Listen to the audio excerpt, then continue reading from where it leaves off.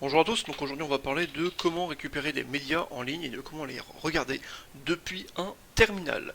Alors, par exemple, hein, pour un PDF, au lieu d'invoquer votre lecteur de PDF favori sur du coup un dossier local, par exemple, voilà, donc là j'ai un PDF random quoi.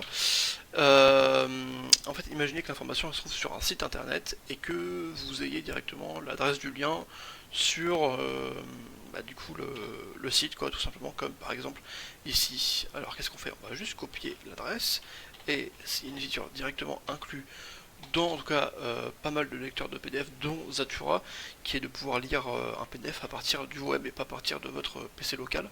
Bon, ça peut aussi le faire à partir d'une IP dans un réseau local d'ailleurs.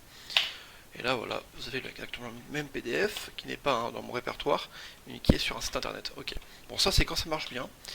Euh, D'ailleurs, il y a même avec les players vidéo, hein, comme MPlayer ou alors MPV. Par exemple, pour lire une vidéo YouTube, hein, par exemple celle-ci, donc bon, c'est la mienne, hop, et là, normalement, Voilà. l'output, Ouais. là vous Lui mettre. voyez que du coup ça marche bien, quoi, tout simplement. Alors juste, hein, vite fait, là c'est un cas spécial quand même avec YouTube, c'est que pour que ça marche, il suffit pas juste de faire ça, parce que là vous voyez que l'adresse en elle-même, il n'y a pas le lien de la vidéo. Donc il faut en fait scraper le site YouTube pour avoir la vidéo. Donc il faudrait du coup installer un programme qui s'appelle YouTube DLP. Donc je crois que vous avez ça en tout cas sur les dépôts aptitudes sur les distributions basées sur Debian, mais en tout cas sur Arch Linux c'est bien là-dedans hein, avec Pacman ou par UEA, en tout cas sur le AUR. Vous l'avez, enfin pas d'office, mais en tout cas vous l'avez. Ça marche bien, ok.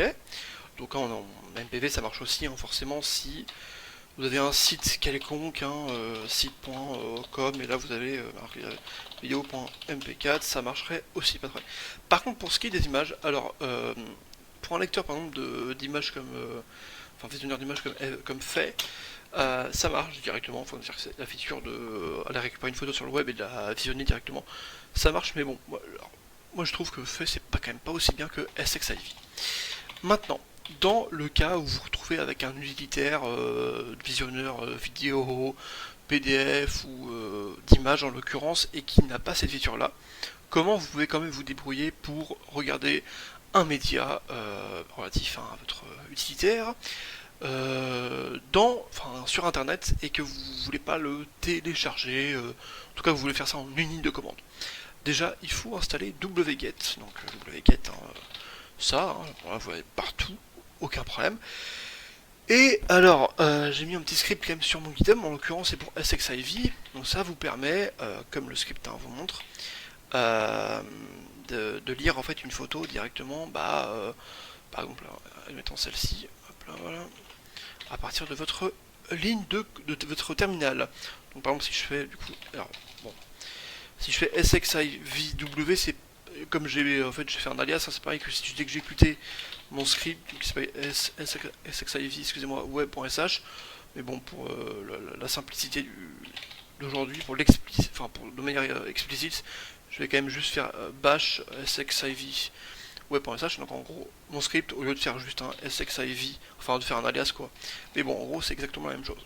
Alors vous exécutez votre script, et là directement vous mettez l'adresse, et là parfait vous avez l'image du web qui s'affiche sur votre terminal. Bon là maintenant je vous ai pas expliqué comment faire et ni comment il faut faire pour tous vos utilitaires. Si on regarde bien en fait le script que j'ai fait qui est extrêmement simple, hein, en fait il va pas nécessiter grand changement pour chacun de vos utilitaires. Il faudra juste modifier peut-être, hein, en tout cas enfin surtout, je pense quand même, hein, le chemin du fichier, l'extension du coup du fichier, peut-être le nom aussi forcément, et bien évidemment comment dire juste là en fait l'utilitaire qui lit le fichier sortant. C'est juste ça. Et puis après, bon voilà, j'ai inclus d'autres features, hein, comme donc ça le i c'est pour dire que c'est le fichier qu'on va aller, qu'on gros l'URL. Le d, de base il met la variable download à 0 et quand on met l'argument D, on peut mettre à égal à 1. Comme ça, du coup, bah, en fait, vous voyez qu'ici, il va pas remove en fait le fichier sortant. Donc en gros, c'est comme si vous visionnerez l'image depuis Internet et qu'après, bah, il la garde en fait dans votre PC parce qu'en effet, entre temps, l'image aura été téléchargée par le petit wget. Avec du coup un output qui sera aussi spécifié dans les arguments avec ici juste ici quoi. Par exemple, donc on va faire un petit test. Alors qu'est-ce que j'ai en JPG ici? J'ai rien, ok parfait. Donc du coup si je lance le programme, donc le même, hein, ok donc ça c'est l'adresse, et que je mets juste un petit coup D espace 1 pour dire que ça va être sauvegardé, et l'output je sais pas, genre test, merde, point .jpg. Ok, bon on a l'image, ok parfait, et là qu'est-ce que j'ai en JPG? Bah voilà, j'ai test.jpg, et là forcément ça n'a pas été altéré. Merde, hop, bah non, qu'est-ce que je fais? Oui, forcément. Voilà, en gros c'est la même image. Donc vous pouvez faire ça avec tous vos utilitaires, il faudra juste changer quelques... franchement, bah c'est une ligne, quoi, enfin 2 lignes en tout cas, vous devez changer littéralement. Méthode très simple pour récupérer des médias sur internet à partir de votre terminal. Et ben, en tout cas, j'espère que cette vidéo, excusez-moi, vous sera utile. Allez, au revoir.